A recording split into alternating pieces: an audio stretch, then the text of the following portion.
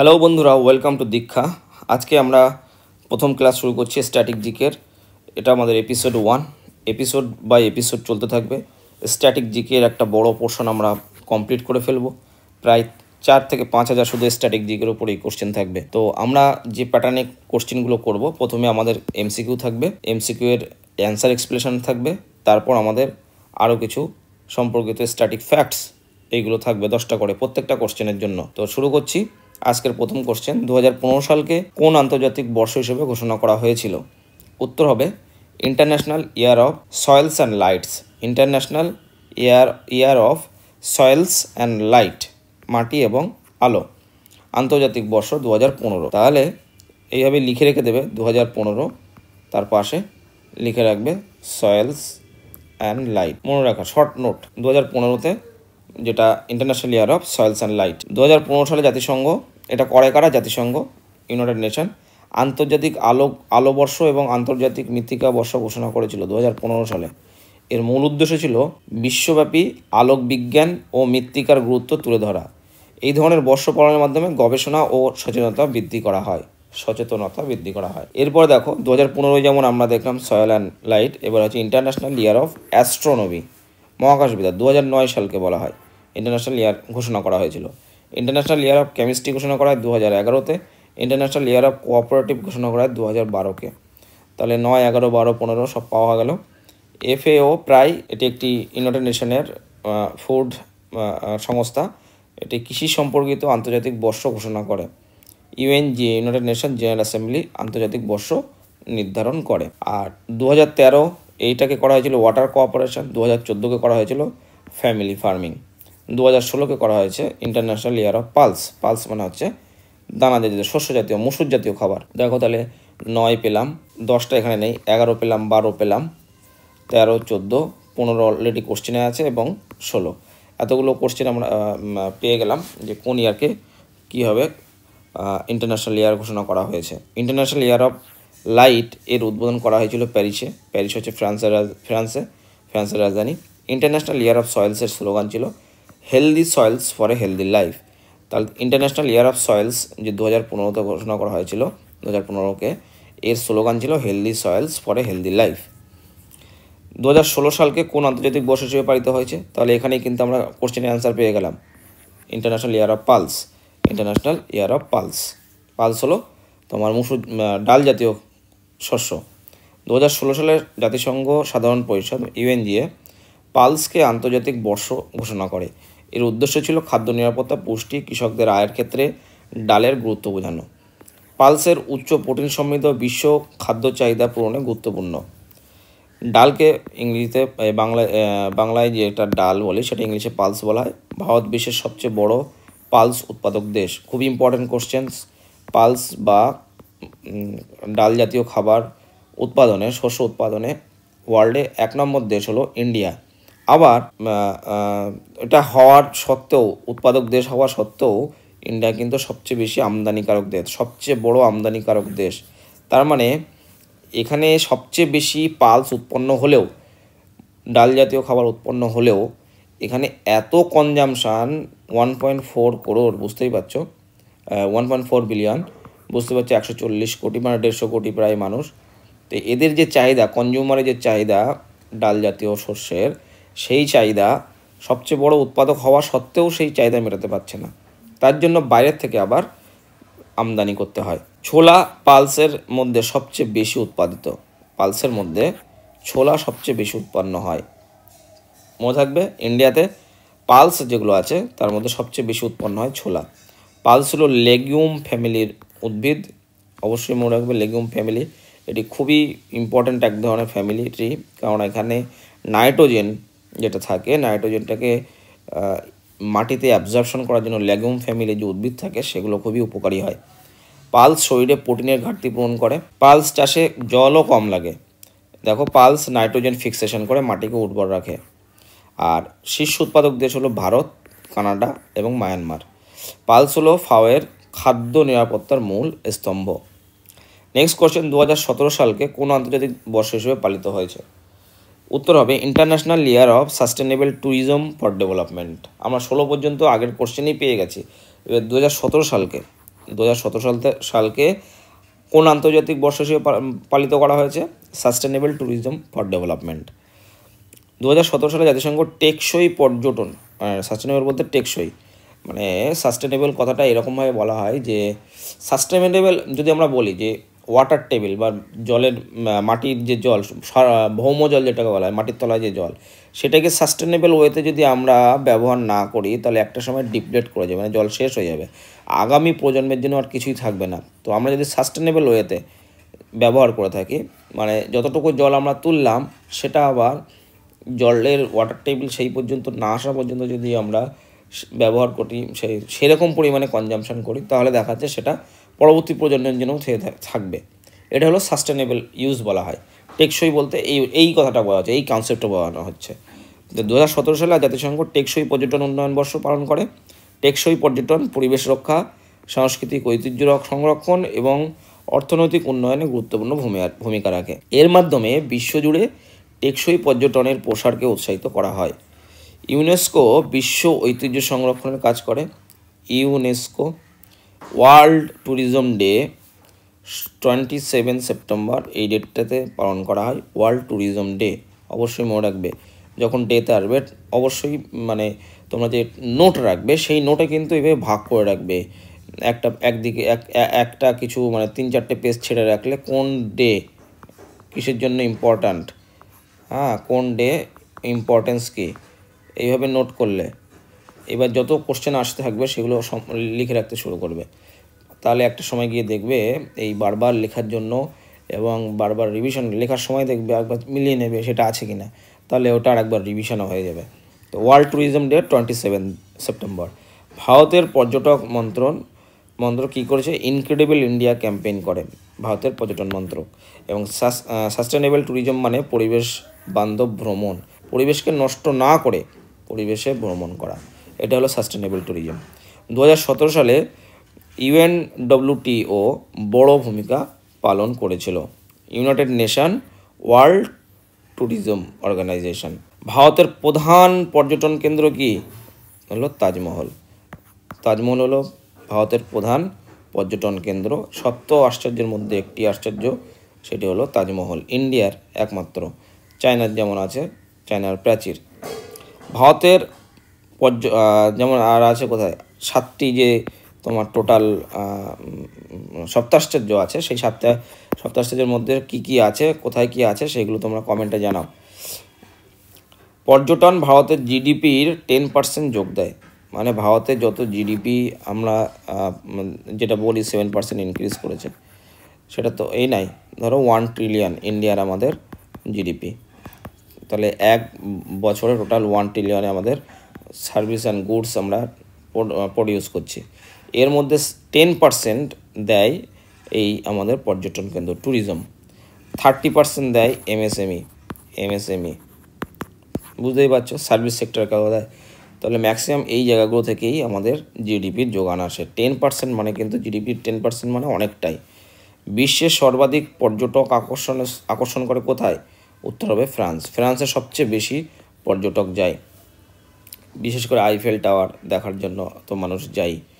পর্যটনের জন্য 2030 agenda for sustainable development গৃহীত হয়েছিল এবং জাতীয় পর্যটন দিবস 25শে জানুয়ারি পালন করা হয়।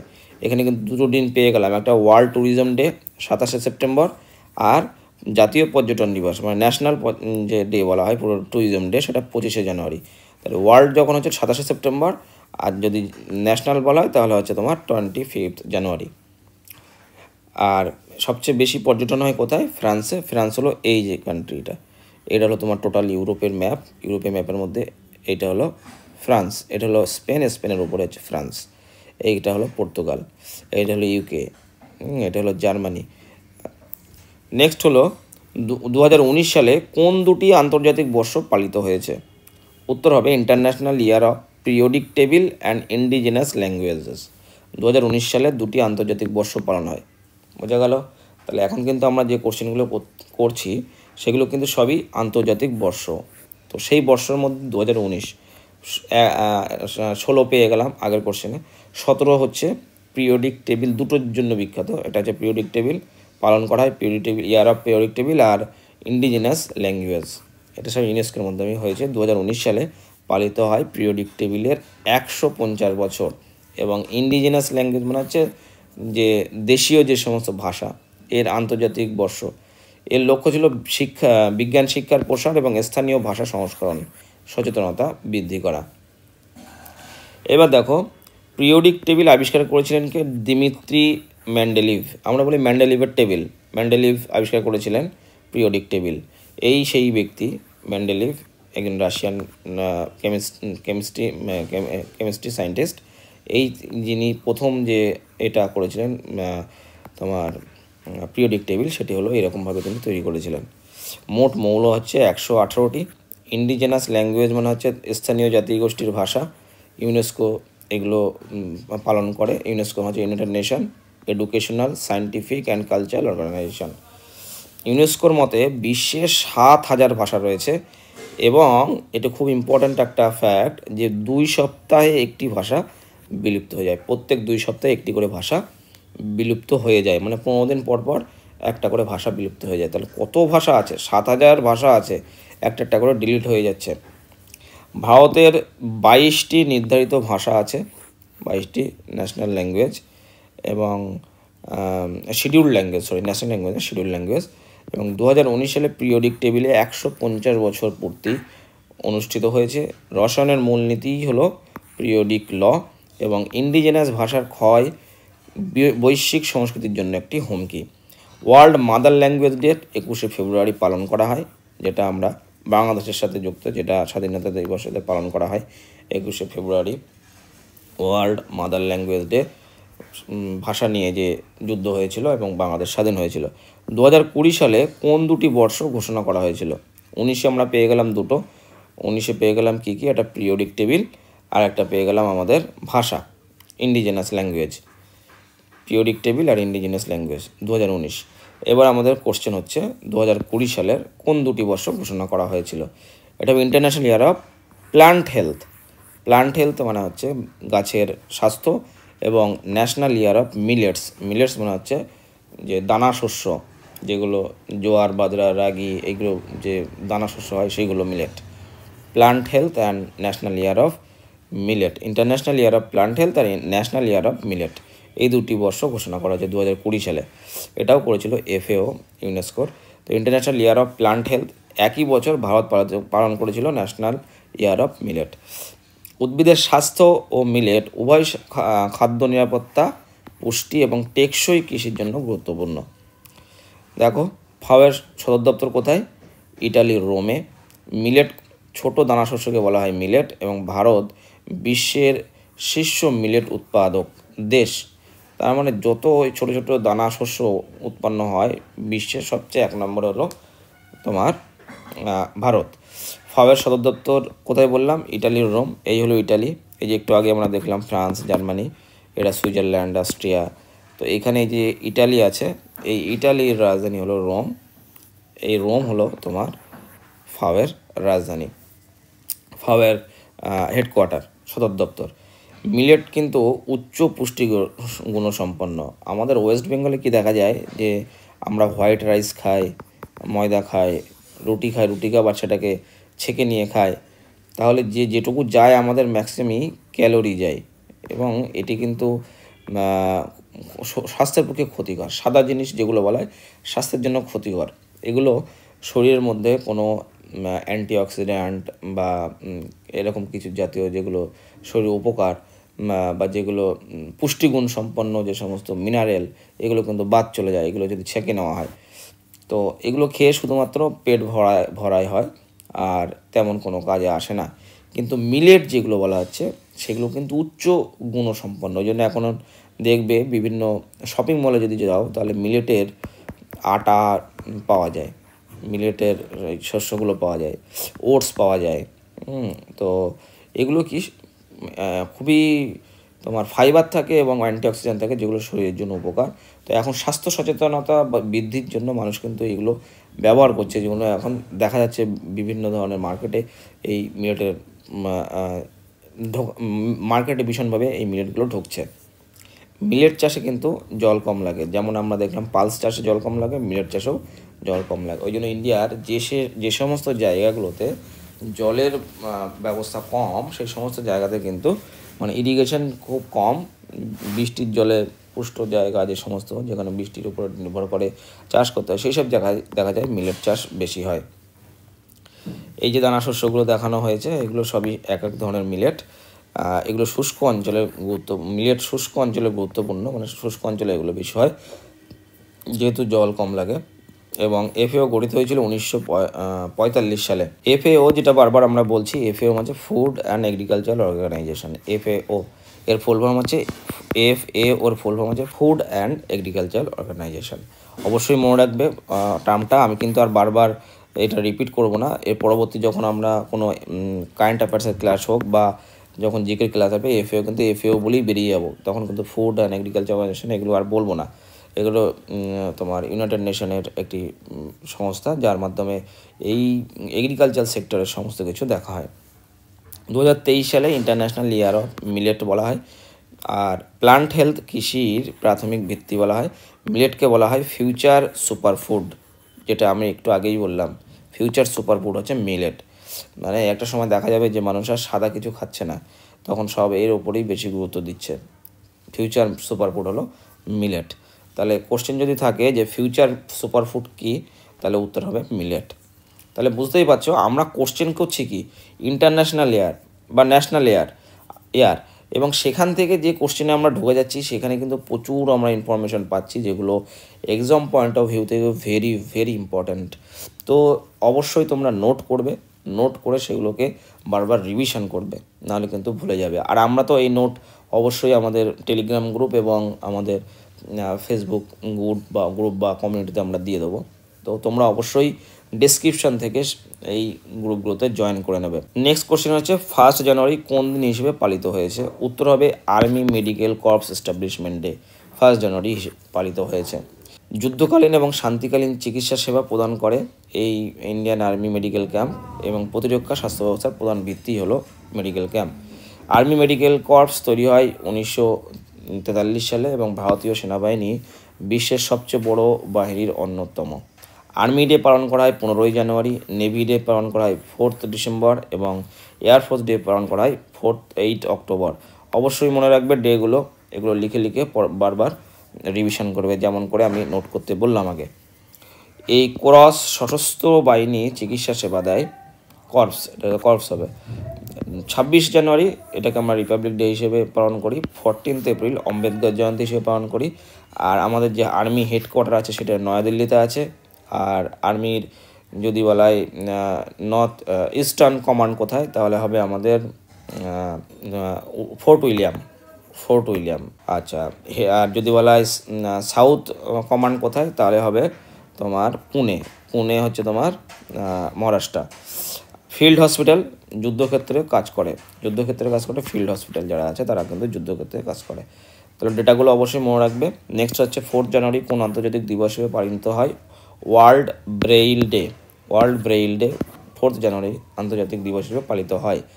ব্রেইল হলো দৃষ্টি প্রতিবন্ধীদের জন্য, যারা চোখে দেখতে পায় না, তাদের জন্য বিশেষ স্পর্শলিপি, হাত দিয়ে দিয়ে বোঝে।